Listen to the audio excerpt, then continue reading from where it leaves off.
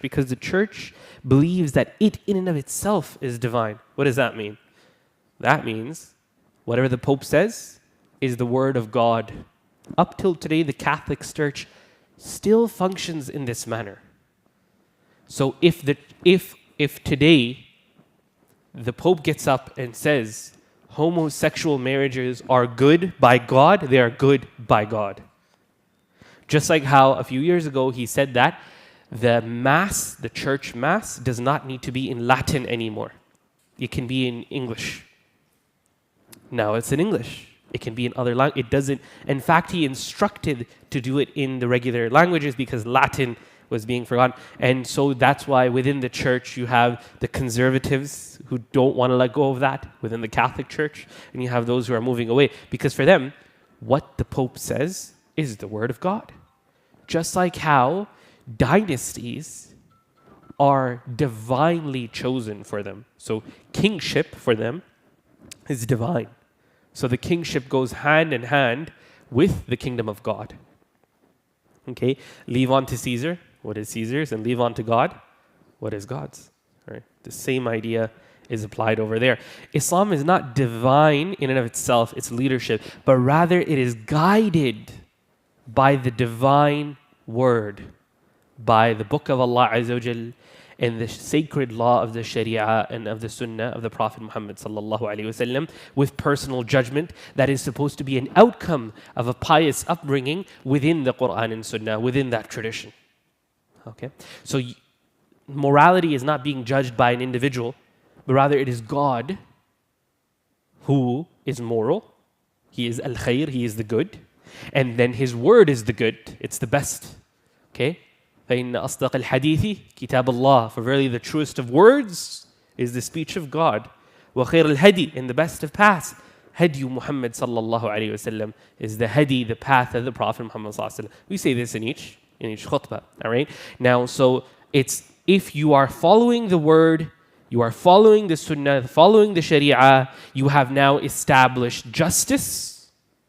And you are upon light, as Allah subhanahu wa ta'ala says in Surah Al-An'am, can he who is dead, can he who was dead, to whom we gave life, in a light whereby he can walk amongst men, be like him who is in the depth of darkness from which he can never come out? Can you compare somebody who is dead, effectively? Because if you don't have light, how are you going to live? Again, we don't have time to get into the depth of the parable here. But the point is, if you don't have light, there is no life. Light, without it, there's no photosynthesis. There's no plants. There's no vegetation. There's no animals. There's no life. You need light. Light is at the essence, is at the core of life. So Allah is saying, subhanallah, if you don't have light and you don't have life, so you are dead. And Allah gave you life and He gave you light through the Quran and the Sunnah. Because the moral life is dead. It is dead, it is bleak. There's no purpose to existence without wahi, without revelation. He can walk amongst men again. He can become a social creature by having the moral light of Allah. Be like him who is in the depth of darkness from which he can never come out.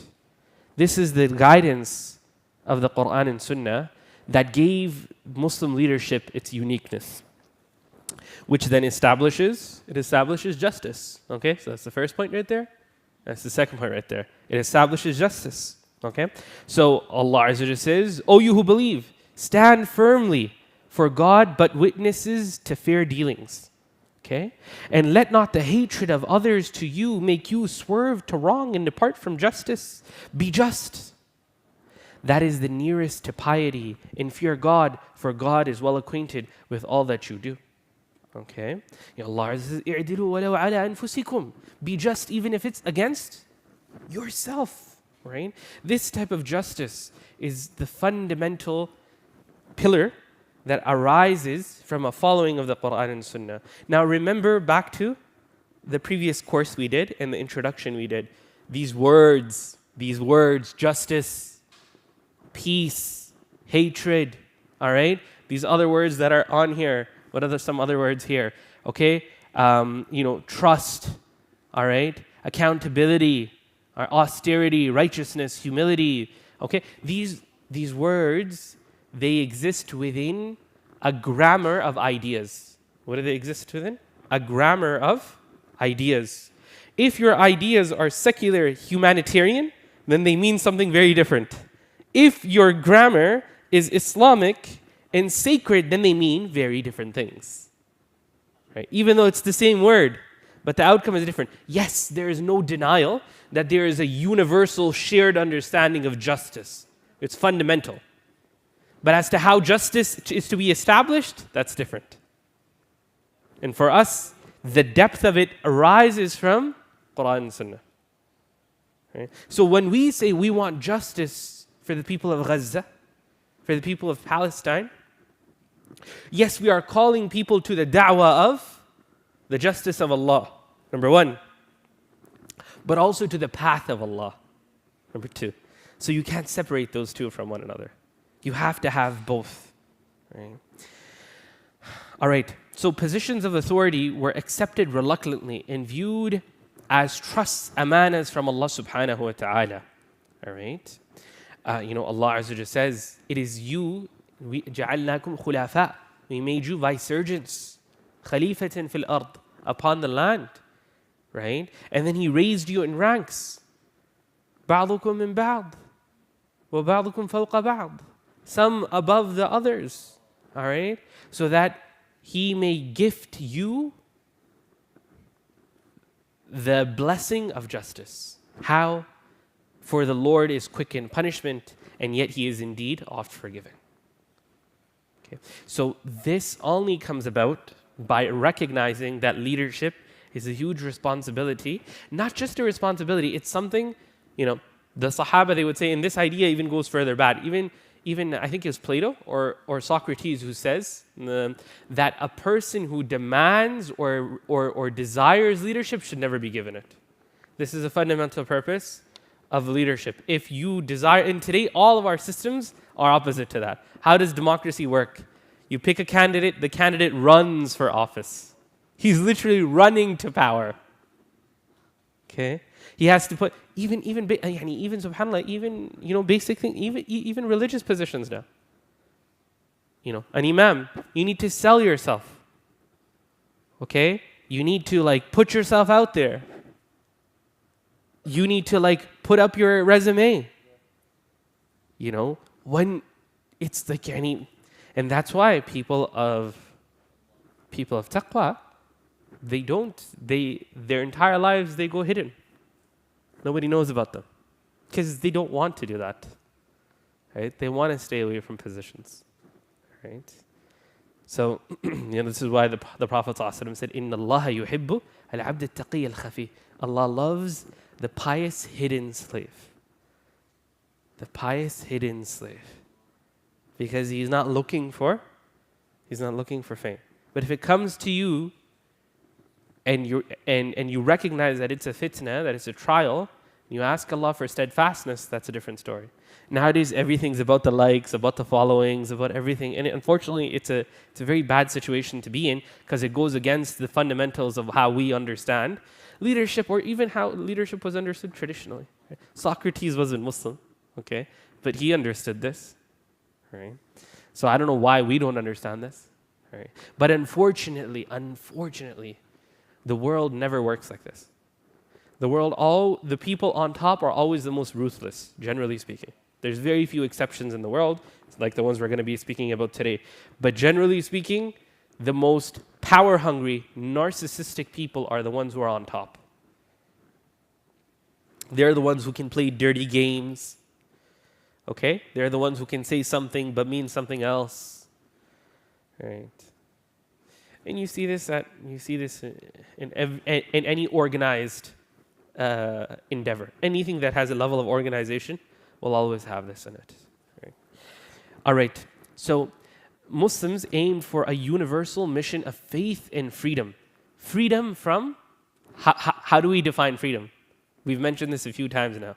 Can somebody tell me how Sa'ad ibn Waqqas radiyallahu ta'ala anhu defined freedom? Anybody remember from the story of the Persians? The Persian general. Come on, guys. We discussed this just a few classes ago. Al-Basit. Come on, man. Anybody else? What did Sa'd ibn al-Qas say to the Persian general when he said, why have you come here? Go back. You guys are barefooted, hungry people. What are you doing here at the steps of the empire? Go back to your desert lands. What do you want from this? What's your goal? And he said, our goal is what? To take the slaves out of the darkness of worshipping other slaves into the light of worshipping the Creator. And this is freedom. Because we do not have power. We all know that. We do not have true freedom. How can you have true freedom if you have true power? Who has true power? Only Allah. So who is truly free? Only Allah. Then what's the solution? Obedience to Him, the truly free, will free you from everything else. The lightness that you feel in your heart from praying Taraweeh, from fasting, from remembering Allah, from the fear that strikes your heart when you read an ayah of the Quran, from the love that you feel for Allah, the longing of Jannah, the fear of Jahannam. These are freedoms. Freedoms that nobody else can have. True freedom. Right? Like, so we are the mission is faith, freedom, transcending race and nationality, promoting equality and righteousness. This was the goal, and this has always been the goal of Islam, right? You know, where Allah says, "Ya ayyuhan nas, inna khalaqnakum dhakara wa untha." Huh? You know, وَجَعَلْنَاكُمْ شُعُوبًا وَقَبَائِلَ لِتَعَارَفُوا. Right? We made you man and woman and into tribes so that you may know one another, so that you may know Allah Azza wa Jalla's bounty upon you. Sahih? Okay, let's get to the next slide. Bismillah. All right. Let me come back here. This is quite a mission. It does. All right. So the companions, what was unique about them is that they integrated religion, morality, social dynamism, and politics. They didn't separate. Remember when we were the whole purpose of studying a worldview is to recognize that all these go together. You cannot separate morality from religion, which is purpose, okay? You cannot separate that from ethics and morality. You can't separate that from politics and society. They all are one and the same, right? This is how you create an ideal civilization, right? This is why, the Sahaba, this is why the Prophet ﷺ, when he said to, the ones who said, I will never marry, and the other said, I will never sleep at night, right? The other said, I will never break fast. What the Prophet ﷺ said, for verily I marry, and I sleep, and I break fast. So whoever leaves my way is not from us. As in, we are a people of the hereafter living in the world. The world, you have to go through the world to get it to the hereafter. You can't evade the world. Right? And so Islam is an answer for everything. Right? On this note, I would like to try my Urdu poetry. Okay? And I will quote Allama Iqbal, where he says, okay, Bismillah. Jalale Padshahi ya Jumhuriyat Tamasha Juda ho siyasat deen se to reh jati hai changezi. Right? Where he says, statecraft, politics, if divorced from faith, okay, it reigns terror, irrespective of whether Changezi from Genghis Khan, right, which is pure terror, all right? So he says, if you divorce religion from politics and statecraft, what is left is pure terror, all right? Irrespective of whether you give it the shape of monarchy or you give it Jumhuriyati Tamasha, right? Or the show of democracy, all right? Irrespective of whatever shape you give it, it's going to be a joke, but the joke is of sheer terror, right? And this is what we see in the world if you were to think about politics in a secular manner. If you think that the secular domain is independent of your purpose of life, your moral framework, and all these things, then khalas, it's just terror. It's pure terror, right? So the Khulafa al-Rashidun, they exemplified the use of material, so secular, moral, spiritual, imani resources. They used all of these for the people. Zakah was so open that Umar al-Khattab himself would go through the streets of Medina with sacks of grain to make sure nobody was hungry and pass them out. Okay? And at the same time, he was the same one who would stand the nights in prayer.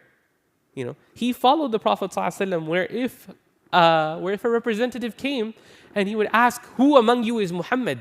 And the Prophet ﷺ would be sitting between them and he would say, I am Muhammad. So subhanAllah, the Prophet ﷺ never separated himself from the people. This is why he said that Allah gave me the option of being a king prophet and between a slave prophet. And I chose to be a slave prophet of Allah. Right? And not raise myself above the people, yet be from the people and the leader of the people. Umar al-Khattab, again, the same thing. He's conquered Persia, he's conquered Rome, he's conquered Egypt. And when the emissaries come to him and they ask, where's Umar? They say he's sleeping underneath a date palm tree. And they go meet him there. Right. What type of individual do you need to be for your spiritual, your imani, your moral compass? It's the same Umar who went to Abdurrahman Auf radiallahu anhu, who was told the names of the munafiqun, and he asked them, Anshudaka billah, I ask you by Allah, did the Prophet ﷺ name me among the munafiqeen? This is Umar al-Khattab, this level of realness in life and with your hereafter. The same Umar that the Prophet ﷺ once, when he was walking towards him, he smiled and he said, Ya Rasulullah, why are you smiling? He says, you were walking towards me and I saw a shaitan in the path, and when you walked by, a shaitan left the path. Right. This is him. Right. He exemplified the longest, most successful Khilafah al-Rashida. Of course, each Khilafah was phenomenal and they were rightly guided, by Allah Azza wa Jal. And so they represented these permanent values that cannot be separated. But yet he was the greatest political leader as well. Right? He set up the mail system. He set up, the military system.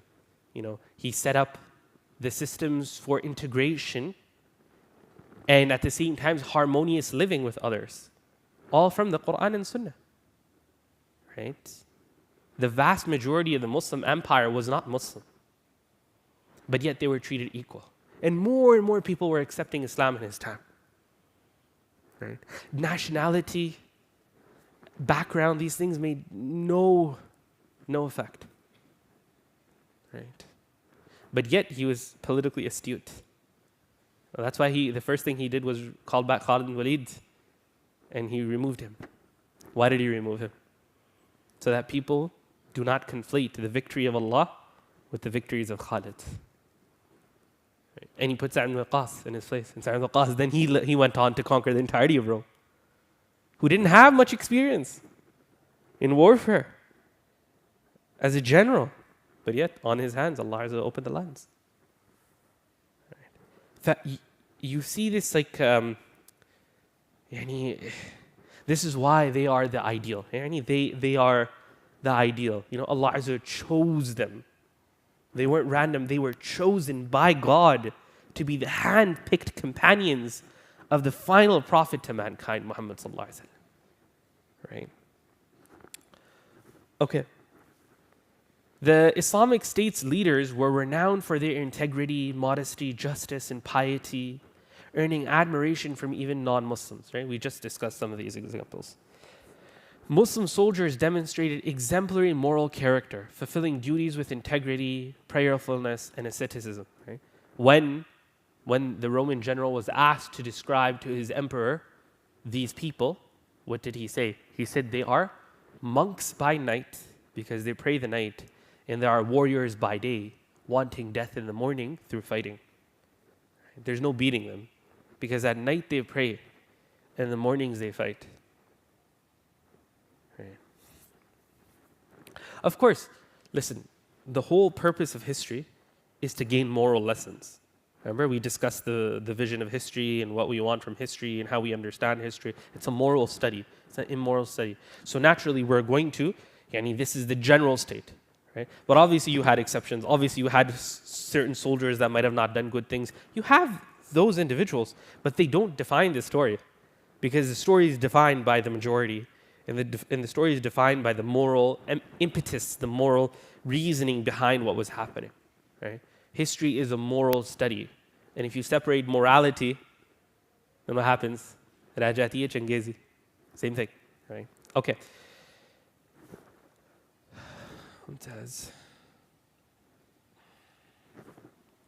Okay, see this is quite the mission. Well, we're back here. All right. So the companions, the uniqueness about them is, we already covered this, right? Isn't this just a repeat now? Yeah, it's duplicated. All right. The rise of Muslim power. Now, the Muslim power marks the emergence of a refined, progressive civilization, contrasting the world of ignorance. I want to repeat. It is progressive in the sense of its civilization, and it is emerging.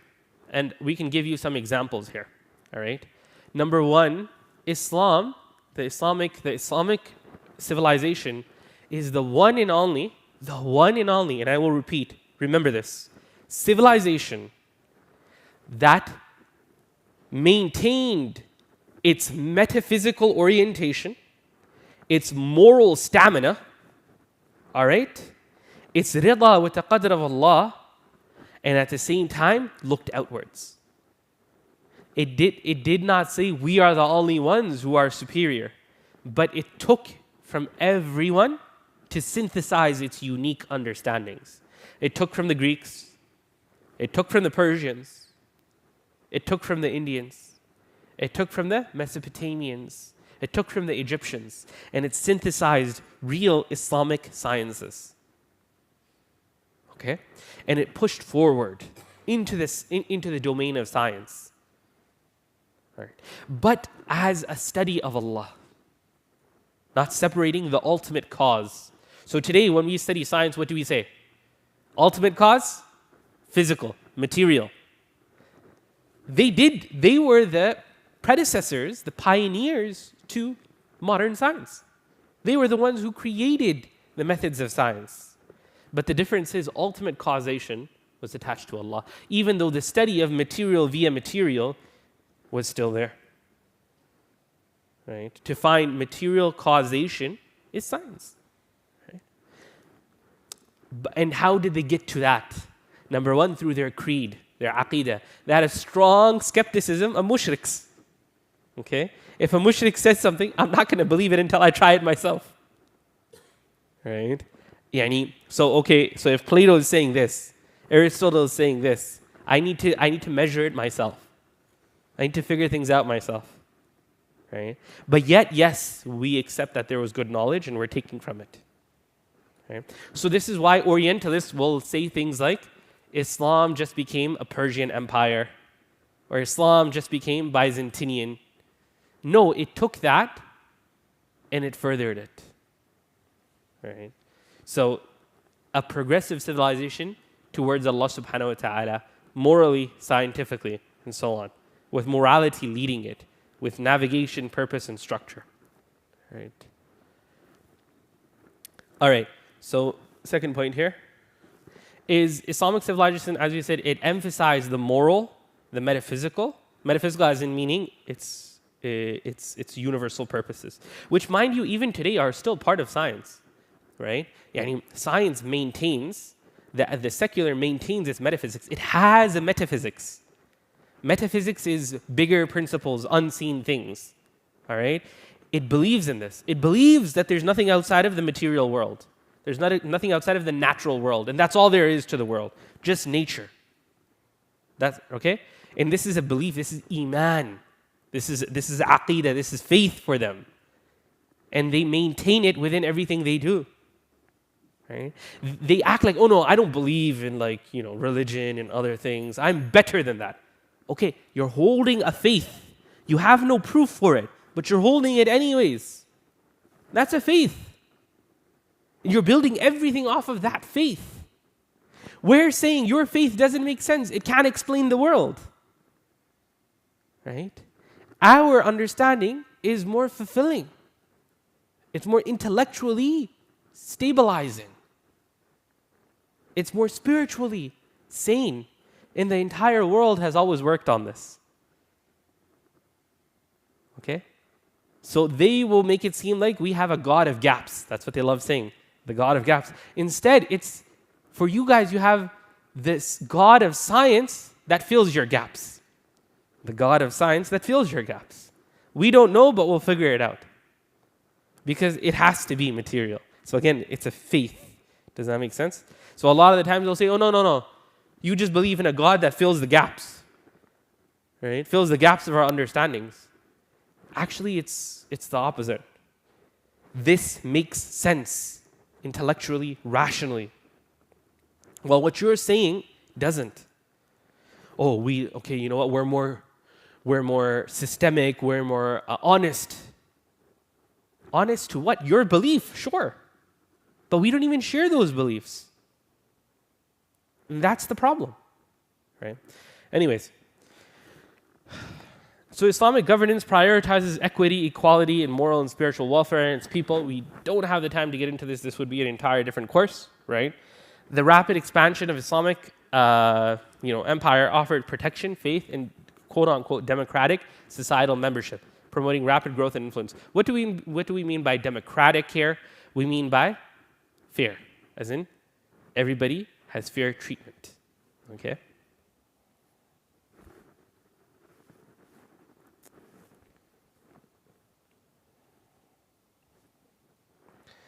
Okay, Islam on Christianity in Europe. Islam's emphasis was on Tawheed, on monotheism, was so great that it ended up influencing Christianity. And this is historical. You can check this up.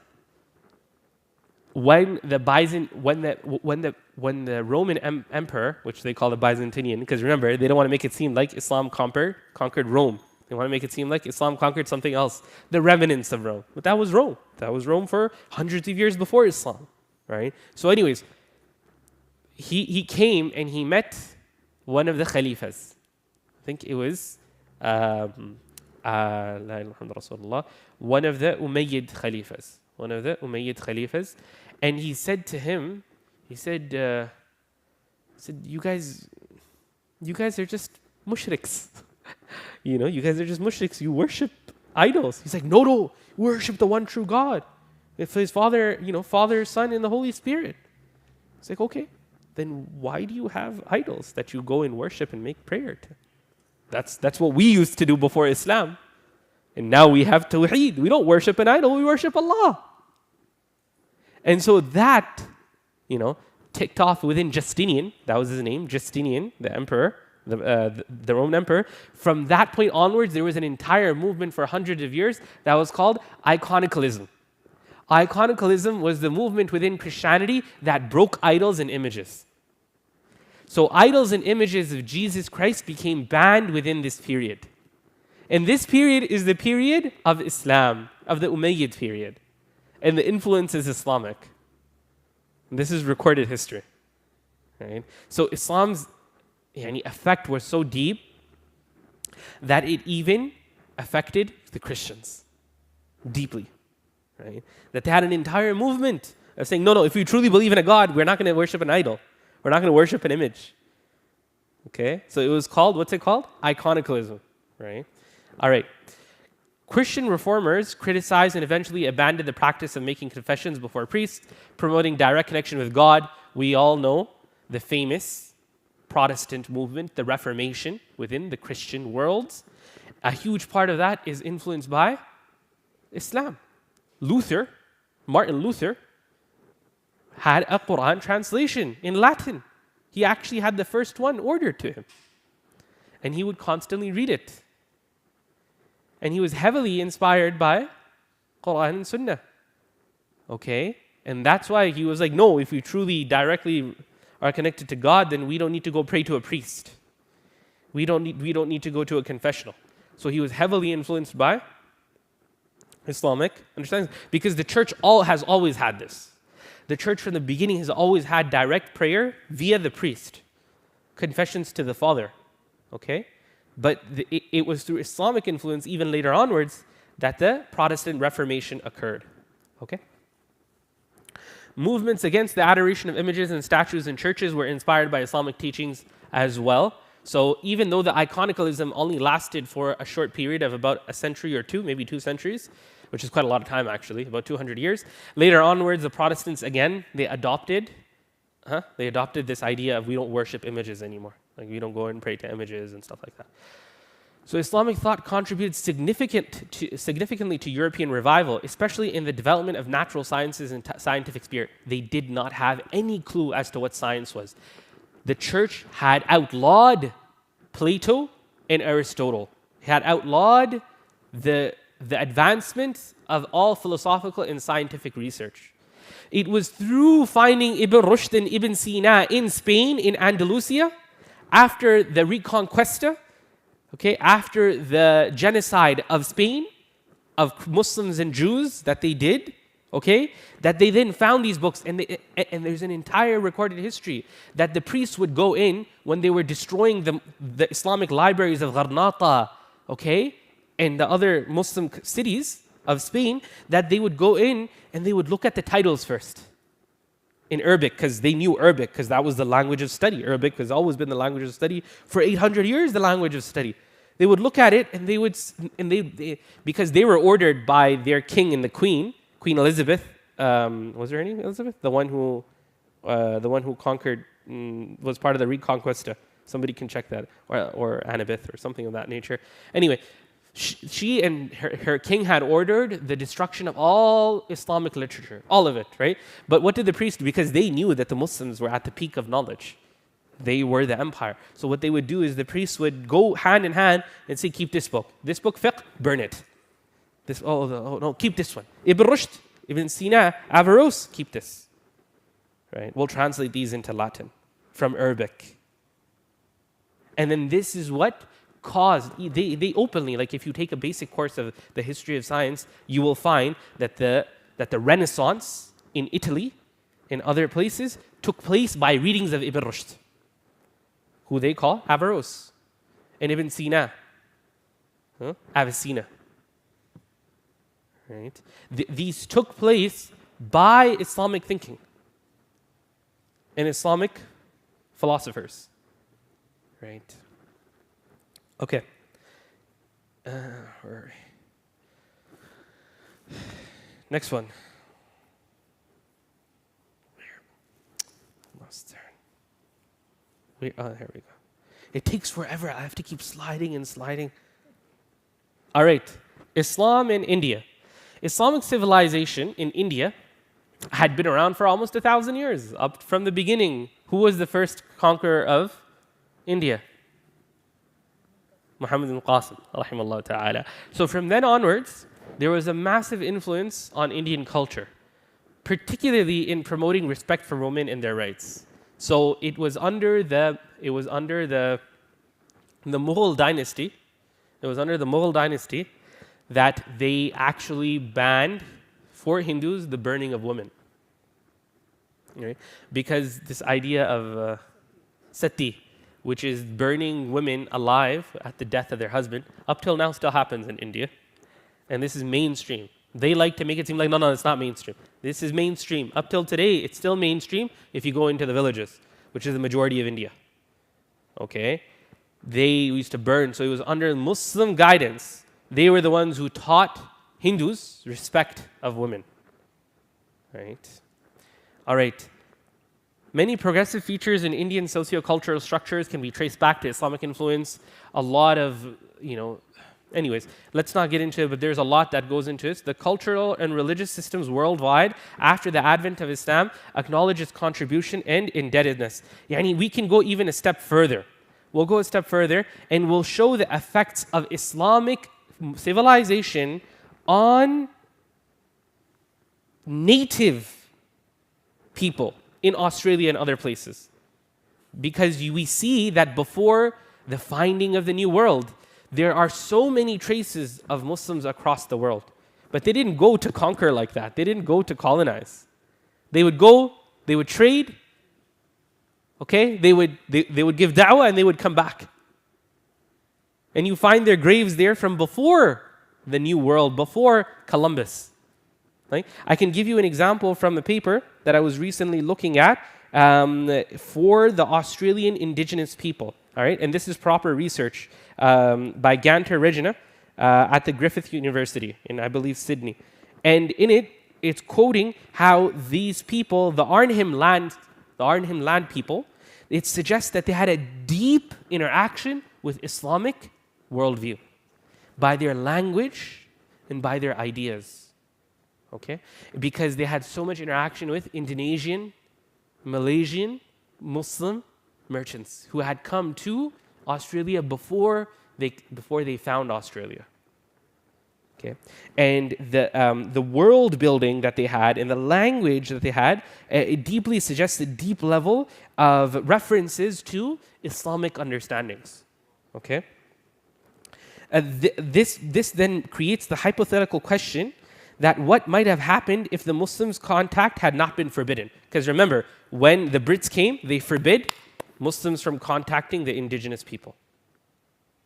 They said, nope, no go. You can't meet them anymore. So the question then is, what if the Brits hadn't come and Muslims continued to contact them? The entire indigenous population of Australia would have become Muslim, or at least these people particularly. And even today, in one of my visits to Australia, I came to know that there are entire villages of indigenous people who are Muslim. Subhanallah.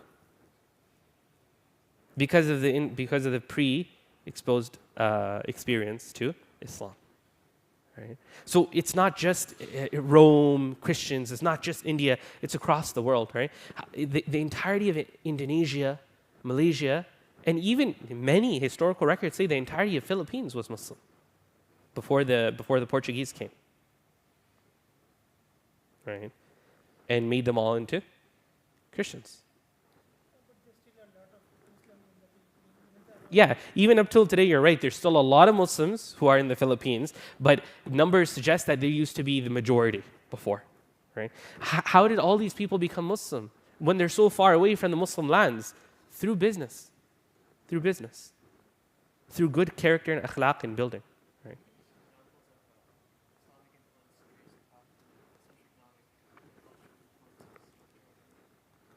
So, not off the top of my head right now.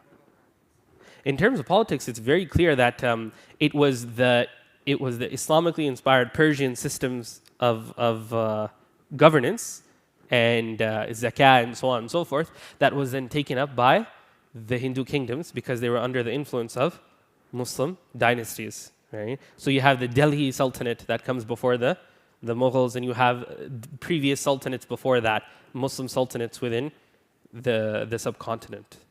Right? And you see the effect that they have in terms of how to organize society and rulership and so on and so forth. Honestly speaking, and this is true, if the Mughals were more intentful on giving actual da'wah, the entirety of India would have been Muslim. Right? But they were more interested in collecting taxes. Right?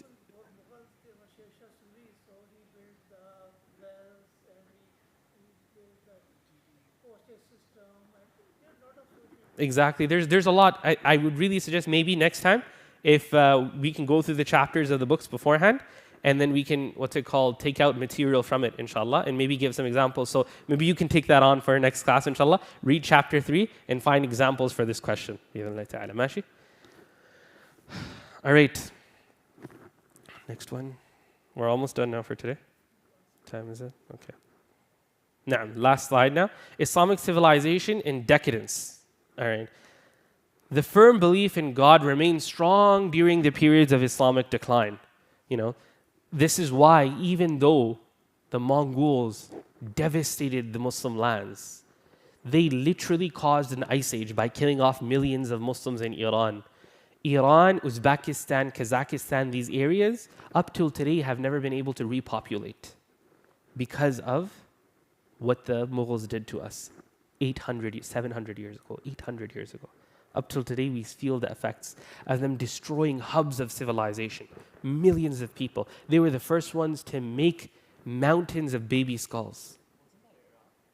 No, that was Iraq. Of course, they did that too, but primarily in Mawara al-Nahar, which we call Mawara al-Nahar, before above the Euphrates, and then which is all these areas and parts of northern Iran, which was what that used to be. So even though they destroyed us financially, economically, politically, the river within Baghdad ran black for weeks after they destroyed the Muslim libraries of Baghdad, the Dar al-Hikmah.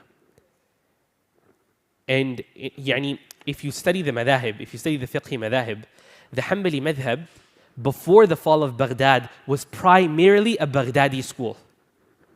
Okay, its heaviest influence in fiqh was in Baghdad. Almost everybody in Baghdad was Hanbali. All right, it was at the fall of Baghdad that up till today we haven't been able to recover manuscripts.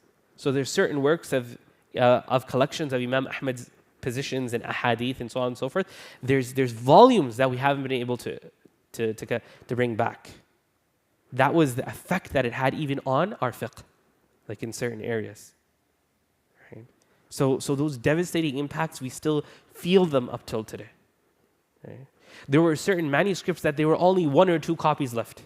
There wasn't enough. So we have like Ibn Taymiyyah, Ibn al-Qayyim, and other people referring back to certain books, but we don't have those books anymore because there wasn't enough copies left to begin with. Does that make sense? Right? So there's a lot in terms of knowledge, even Shar'i knowledge, that was heavily impacted, was deeply impacted by the fall of Baghdad. Right? But yet, subhanAllah, the Islamic golden age of knowledge happened after that. The biggest names of Islamic knowledge occurred after the fall of Baghdad.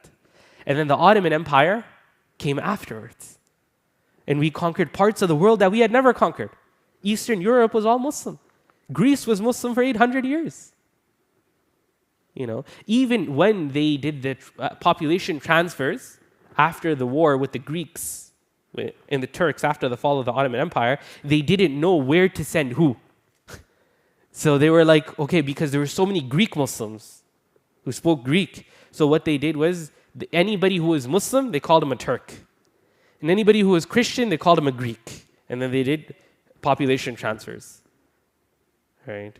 Even though, these entire areas, the Caucasus, they were all Muslim. Because the Ottomans actually had put in effort into da'wah. They actually put in, so they had very democratic systems of governance, but at the same time, they had efforts of da'wah as well.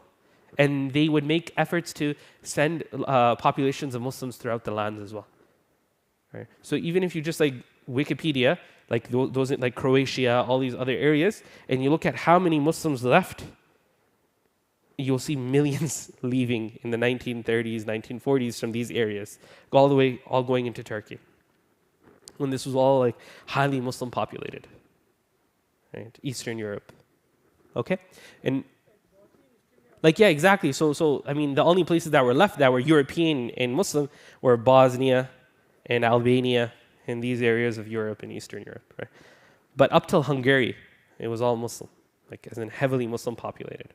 With Christians, of course, as well, right? All right. The moral sense and faith in the afterlife continued to impact Muslims. Anyways, the point I was going to say is Abu al-Hasan Nadwi, rahimahullah, he says, even though early on we had both the moral elevation of Islam and the political elevation of Islam, okay?